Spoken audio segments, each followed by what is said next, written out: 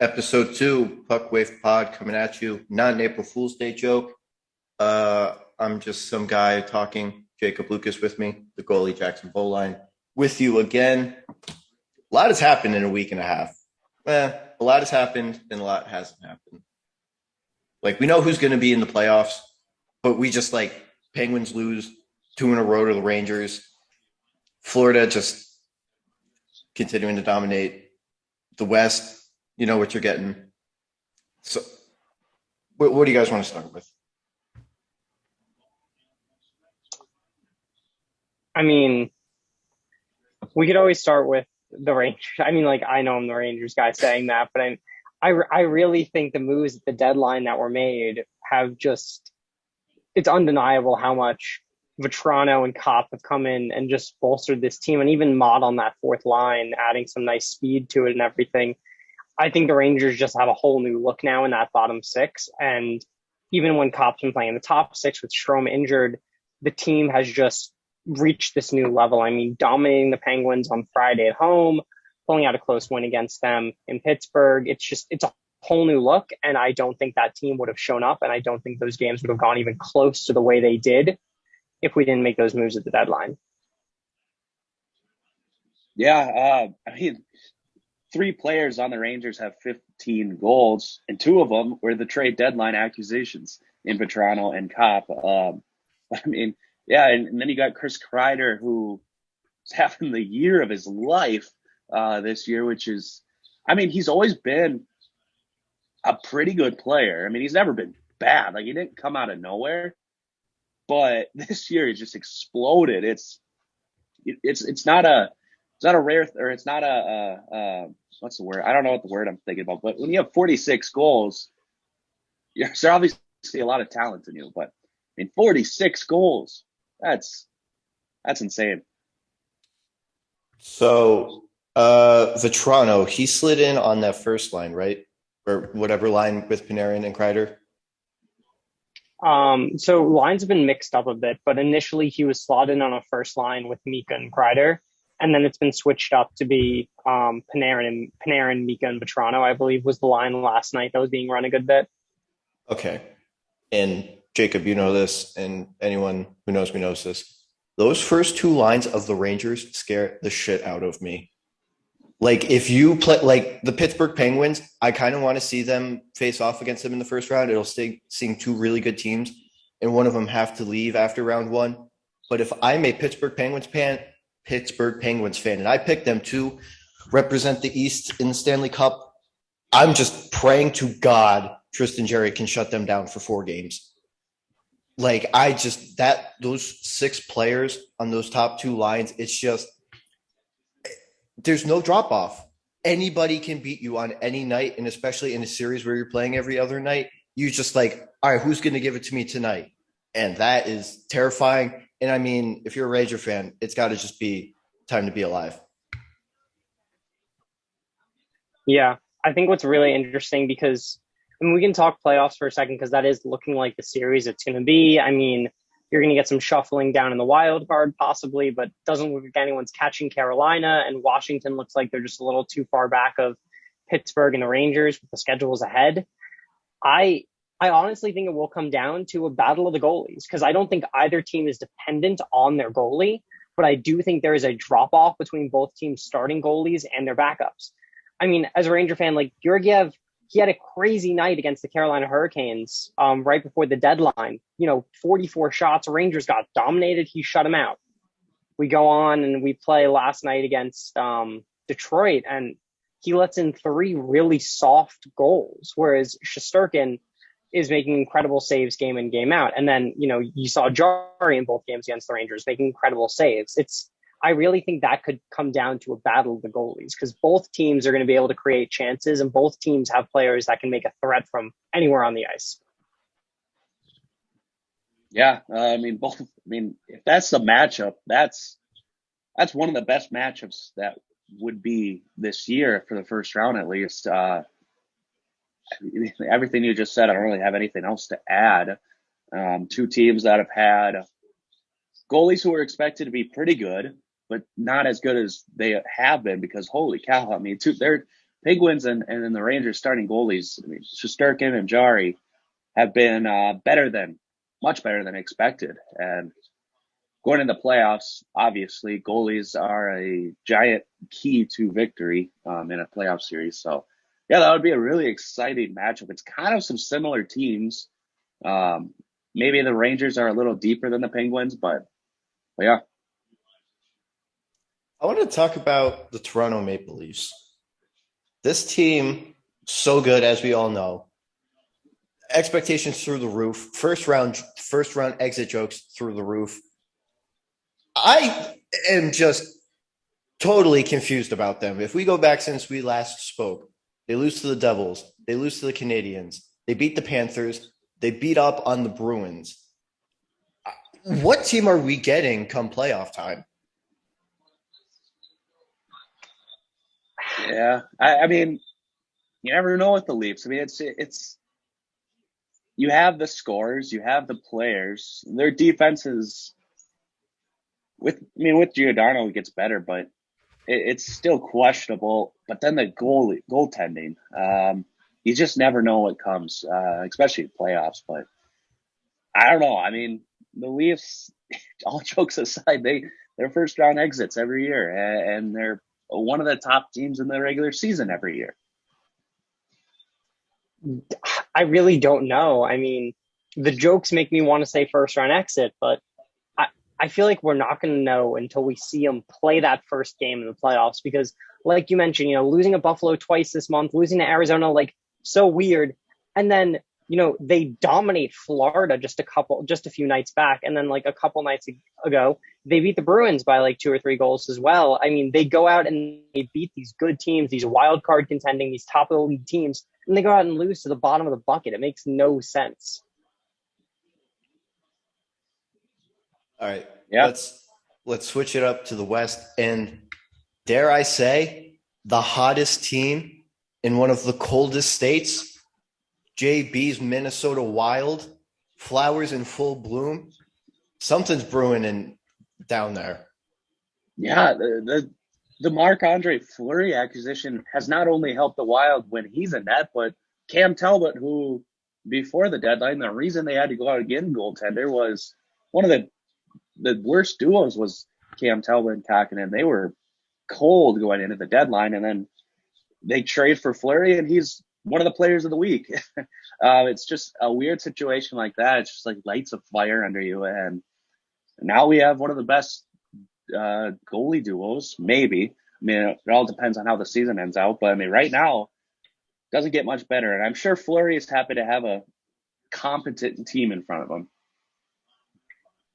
Yeah, I mean, sorry. I'll go for it. Just chiming in quickly. I mean, it's crazy. 7 straight. Like last week on the pod, I think you said, Stephen, like the Wild could be the representatives in the Cup, and when you said that, I was kind of like, maybe. I don't really see it happening. And now 7 straight later, I'm like, why can't they? Beat Colorado 3-2.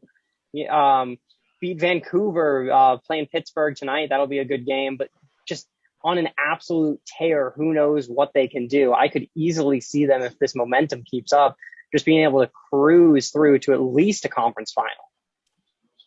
And it's not even a soft part of the schedule. They've beat 5 playoff teams. And this is a gauntlet if I've ever seen one coming up. Like you said, Pittsburgh tonight, Saturday night, Hurricanes, Capitals, Predators, Blues, Kings, Oilers, Stars, Blues again. But this is Minnesota. I don't know. I don't know what it is.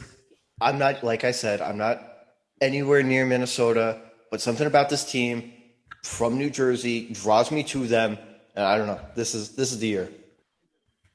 Yeah, I mean, and Jason Zucker's first appearance back in Minnesota since being traded, because I mean, the year he's traded, he didn't come back. Then the COVID year, then last year they didn't play him. So after 3 years, it's his first year coming back from injury tonight too to play the Wild. So that's kind of exciting for Wild fans who attend that game. He's a big figure here in Minnesota. His wife still lives here and is on all the radio shows. So it's kind of exciting. But anyways, yeah, I mean, Kirill Kaprizov has 13 goals in 13 games. I mean, he's on fire. He's 37 goals. He's gonna break the Wild franchise record for goals or for points in a season. I think he's 1 point away from Marian Gaborik, and the team's just hitting on all cylinders. And it's going to be a tough 2 years for Bill Guerin to figure out what to do with not much money. But yeah, it's an exciting time this year for Minnesota fans. I mean, talking about the Rangers, talking about the Wild gets me thinking, like, who do we think are the contenders right now? I mean, the it's been a little bit since we did a pod. I mean, things have really shuffled up. Teams have soared, and a couple teams have kind of staggered a little bit, and I don't know about their chances anymore. Yeah, it's going to be a fun playoffs, that's for sure.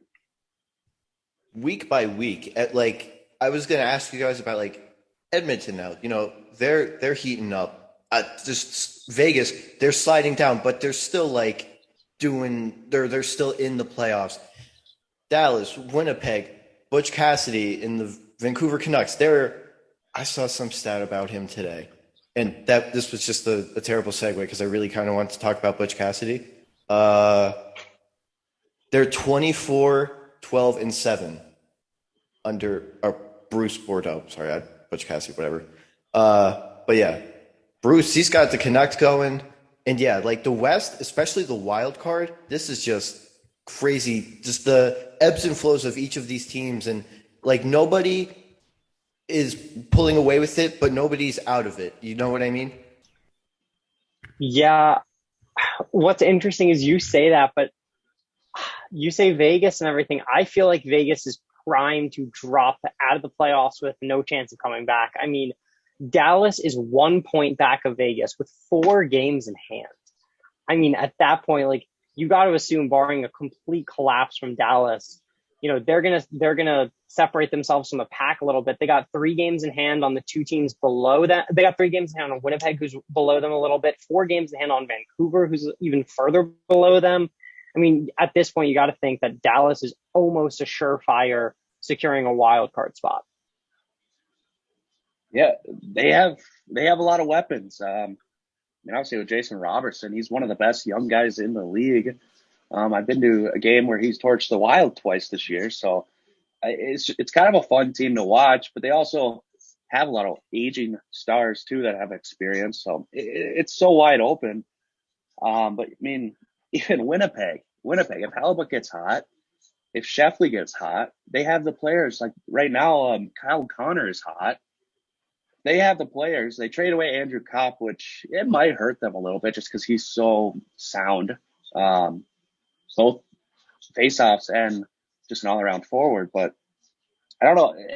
Any team could get hot in the West. I mean, even like you said, Vancouver and San Jose has a dying chance too. That last wild card spot is really up there. Just the Pacific alone.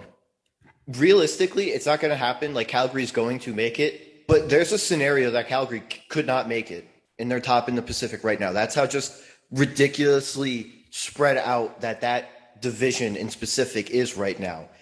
And a team like LA, I don't really think too many people preseason thought that, you know, they would be second in the Pacific, but they might make it. Edmonton, they're third. They're 1 point above or below Nashville right now. But they bounced back.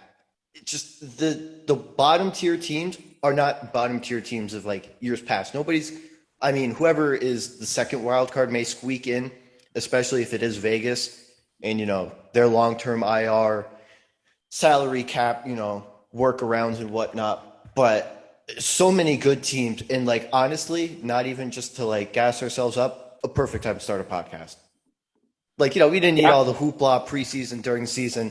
Started up at the trade deadline. We go right into the playoffs and, you know, just endless storylines to talk about. Completely. I mean, I think that's kind of interesting you bringing up like LTIR with Vegas because I can't remember. There was a tweet from one of the reporters I follow that said there's a couple owners or some that are looking to eliminate the LTIR option completely so it can't even be used as a cap workaround anymore. And I think that can make for some interesting conversation because, what if you have a player that actually deserves to go on that deserves to go on LTIR, but you don't want teams using it to circumvent the cap? It's an interesting balance there. And I don't know. I think nothing's going to happen with it, but it's definitely an interesting debate to see play out. Yeah, I mean, completely agree. I'm just thinking back to what I have no idea why I thought Bruce Bordeaux was Butch Cassidy, and I don't even know what made me think of Butch Cassidy. But I've been a big fan of Bruce since he got hired in Vancouver, and fans in Vancouver like him there a lot. Yeah, Dallas really hot, couple games in hand on Vegas. But like if Vegas gets in, I really like they could shock the world, I feel like. Well, could it happen or will it happen? Probably not, but they just something about them. But then also on the flip side, if they don't make it, what they've done this past 5 years is just it was not worth it. I mean, Vegas has some interesting storylines for sure. I mean, one storyline that kind of completely went dead almost a week after it hit is Eichel.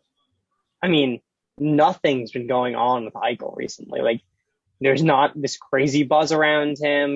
He's not playing atrocious, but he's not, back to like this peak form that people were saying he was going to be after the surgery when he was surrounded with weapons and everything. And it's just interesting. It makes you think like, in the end, was that the right trade to make? Looking down the line for Vegas these past 5 years, like you said, is that really what they should have done in the interest of their future? Or were trading those picks and trading some of the guys they traded, like more core guys that don't necessarily have the flash, but still have that nice chemistry and can help like, was it worth it in the end if Eichel doesn't get hot? Yeah, they traded their entire farm system to get Eichel and to get other players. I mean, it was a weird set. I don't know if they have a draft pick in the last couple of years. They trade away every draft pick. And then the Fleury situation, for how much success they've had since joining the NHL, there's a lot of question marks with their management. And it might hurt them down the field. I mean, Jack Eichel he has 14 points in his 21 games. But I watched him the other night, and he had a lot of chances, but it just didn't look like Jack Eichel. I mean, Jack Eichel used to be like an electric player when he was healthy, and he just didn't seem to miss on a shot, and it just seems like he misses on more shots this year than I remember watching him. And I'm not making any excuses for Jack Eichel. He made his intentions very clear a very long time ago. But this is so much, besides the fact that he's going from upstate New York to literally Las Vegas, just that whole dynamic. But he never, like in Buffalo, if he did what we came to know, it was like, oh, wow, he's elevating Buffalo. There was no expectations. The expectations were what Jack Eichel could do. Now it's like Stanley Cup or bust, as fair or unfair as you want to call that. And I don't know. Like you said, Jackson, Vegas, because they didn't do anything. I've known Pete DeBoer for a super long time. This guy, keep in mind, has gotten 3 teams to Stanley Cups in the past 10 years and hasn't won one. So at some point, you really just got to look in the mirror and be like what we've been doing is not working. So we got to find something that will work. And I don't know, maybe keep a first round pick. Yeah. Yeah. I mean, I don't know what else to add. I mean, they have had a lot of injuries this season, obviously with Mark Stone, he's their leader. And him being out, it just doesn't help. And that's the situation, like the LTIR. I mean, is that the smart decision? Is his injury really that bad to be hurting your own team right now? And they're just I have no idea when he's coming back. Yeah, same. So they did have a first round pick last year and the year before. And I don't think either of them have played. Oh, okay. Brandon Brisson is on Michigan. He still hasn't come up yet. Who'd they take last year? Zach Dean. He hasn't come up yet. So, I mean, their window went from wide open to like a mock rebuild next year, reloading before like these two come up. It's a weird time. Couldn't agree more. Yeah. All right, Jacob. We get to give you your shine again. I feel like a couple Rangers have kind of Shesterkin, we know he's gonna win Vezina. But I feel like a few more Rangers have kind of shoved themselves into some award talk, if you want to elaborate. Yeah, I mean, so it's going to be tough, but Kreider definitely has put himself in place for the Rocket. I don't know if he's going to get it. It's going to be tough for him. I mean, Matthews and Draisaitl are on as much as a tear as he is, so we're going to have to see. It's going to come down to, honestly, sounds funny, but like power play opportunities. Like, we call him Mr. Power Play for a reason. 46 goals, 23 on the power play. He's a machine when it comes to it. And if the Rangers keep getting power plays like they did, prior to this last like 5-game streak where they've gotten very little, you could see him get 6 goals in 4 games or something, like put himself up top or have like a 3-goal night or something. Like, you could really see some crazy stuff happen. And I think you could argue that he's in the Hart race too. I mean, if a Ranger wins the Hart, it's going to be Shesterkin. It's not going to be Kreider. But I think you could argue that he's made his way into the Hart race. I mean, what I said about Rocket applies to the Hart race as well. He's just, when we've needed him, when we've needed a goal, when we've needed to come up big, it's been him in front of the net, getting a rebound, getting the deflection, and getting the puck in there and putting the Rangers level. I mean, he did it yesterday, and look at that. It led to an overtime goal from Kopp for the win. And yeah, I mean, without him, Rangers aren't putting up the points they are. Yeah, I agree with that. Panarin too, though. Panarin's having a heck of a year too.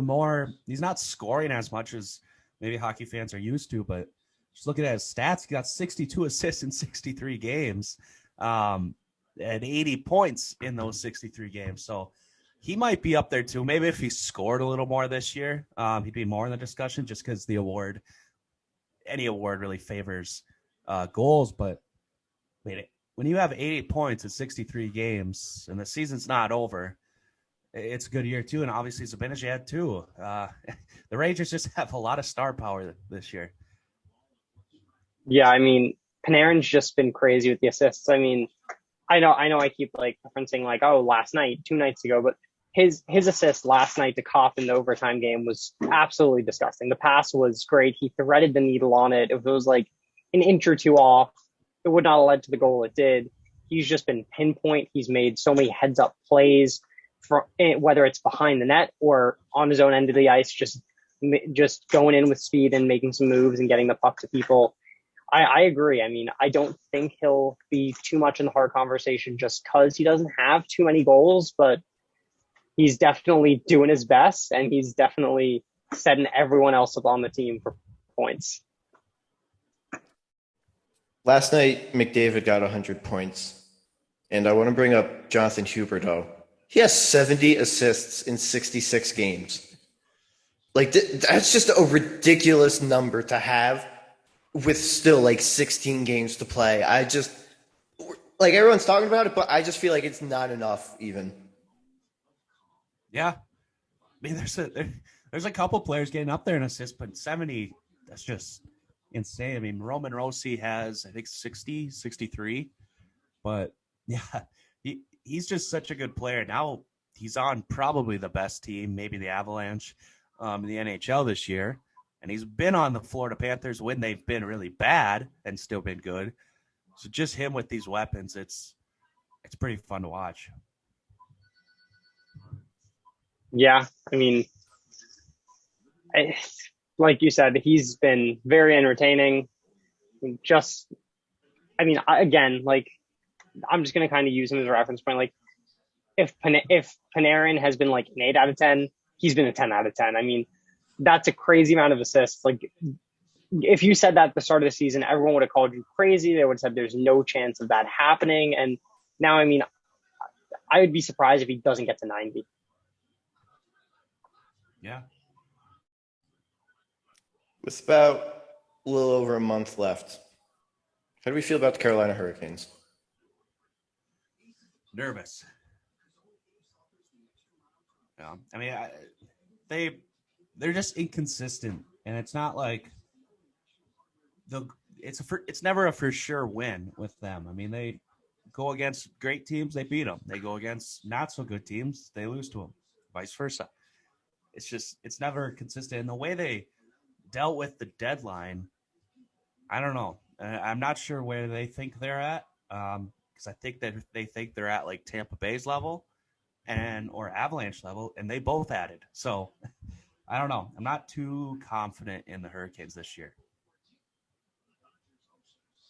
Yeah, me neither. If you asked me 2 weeks ago, I would have said it's going to be them and Colorado battling out for the Stanley Cup probably. And now, honestly, if I had to guess, for some reason, I'm feeling Carolina's a second round exit. I don't see them getting too far. They've been, like Jackson said, they've been too inconsistent. And we've seen Frederik Andersen in the playoffs too. That's something that makes me very nervous. The one saving grace, if you will, for Carolina is they kind of have an easier schedule coming up. So come playoff time, they should be all tuned up and, in the win column more than the loss column.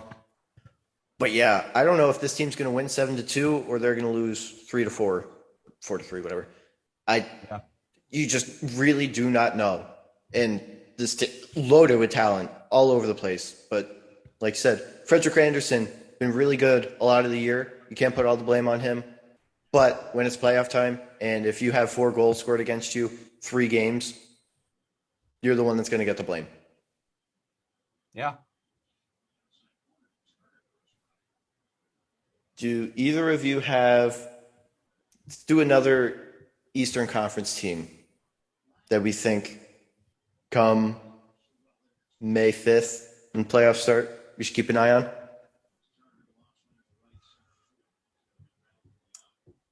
The Boston Bruins. It's actually something I said in my power rankings, but yeah, the Boston Bruins this year had a decent start, fell off the face of the earth, and now they're the hottest team in the league, along with the Capitals too. You can include them, but the Boston Bruins right now are hitting on all. They're playing so good. I mean, goaltending, that duo has been so good in Swayman and Ullmark, and yeah, I mean, they're just playing so good. I mean, adding Bergeron, getting back from injury helps obviously too, but I agree. Honestly, with Toronto's volatility, I mean, they're only 2 points back at Toronto and 3 points back at Tampa. Everyone's played the same amount of games. I could see them going to second place. I mean, like you said, they're one of the hottest teams in the league. They're on a tear, getting guys back from injury. I don't think they stay in the wild card spot for long. I think by May 5th, we see them higher than the wild card. Boston's going to make some fan base super mad this playoff. It's either going to be their own fans or they're going to knock out a heavy hitter in the Eastern Conference, and it's going to be rough for a large group of fans. And I don't think it's going to be Bruins fans. I think they're going to make somebody very mad very early in this playoff season. yeah, I agree. Do we miss anything, fellas? I don't know. I was trying to look, but I don't think so. Yeah, I think I hit everything I wanted to say today. Yeah, I agree with that. Devils, though, 1 game away from being eliminated. They'll join Seattle and Philadelphia. What's the other team eliminated? Arizona, Yep. Yeah. Montreal. Seattle. Oh, actually, I'm glad you said Montreal. I forgot about that. Cole Caulfield besides being on an absolute all-time heater, there's like murmurs that St. Louis won't be back next year. Really? Yeah. I've not heard that, but that's really interesting. He said when he got hired that he's just a substitute teacher and hope in the summer, they bring me back full time. There's some people that aren't sold on him. And for one, if you are Cole Caulfield, you are going into general manager, owners, whoever's on their desk, and you are jumping up and down until MSL resigns. Yeah. Yeah. I mean, That, if they don't re-sign St. Louis, I don't know if this is going to sound like a hot take. It may not. I wouldn't be surprised if Caulfield's like, I don't want to be here anymore. I'd be really surprised if he stayed if St. Louis did not get rehired, because for one, it does not make sense not to rehire St. Louis for what he was given in the middle of the year. He's done a pretty great job with it. And I mean, Caulfield, again, like, he's under St. Louis, he's on a heater, and it seems like he's really just loved St. Louis as a coach. I'd be shocked if he did not demand a trade should St. Louis not resign. yeah. I mean, and then especially the success they've had under St. Louis. I mean, they were looking on a historic pace. They still might be, but bad season for that franchise. And St. Louis comes in, Caulfield gets hot, the team starts winning a couple more games. Wasn't an automatic loss, I should say. Yeah, just the fact that the midseason turnaround for Caulfield, that should be more than enough. They could have lost every single game, but what they did for Cole, that should be more than enough to know that he's the guy, at least for right now. Completely agree. All right. See, that was a good ending. We brought up the bottom feeders. You said the Arizona Coyotes. Clayton Keller, I hope he gets better quick, because if they have to play in Tempe, or not Tempe, if they have to play at Arizona State next year without Clayton Keller, that's an even tougher sell than what it already is. Clayton Keller, one of the people that, because he's on the Coyotes, you're not going to go out of your way to watch, but he is a real good talent in this league, and hoping for a speedy recovery for him. That was an awful spill that he took yesterday, and they said like 4 to 6 months. So hopefully, everything goes well and he's back sooner. Agreed. All right. Not too bad for the TPW Pod episode 2. Just be sure to follow us on Instagram at the Puckwave. Jackson's posting his power rankings every week on the sportswave.net. And anything else you guys want to add? Nothing. I'm all good. All right. Well, that was us. We were talking about hockey. We'll be back sometime next week. Later on.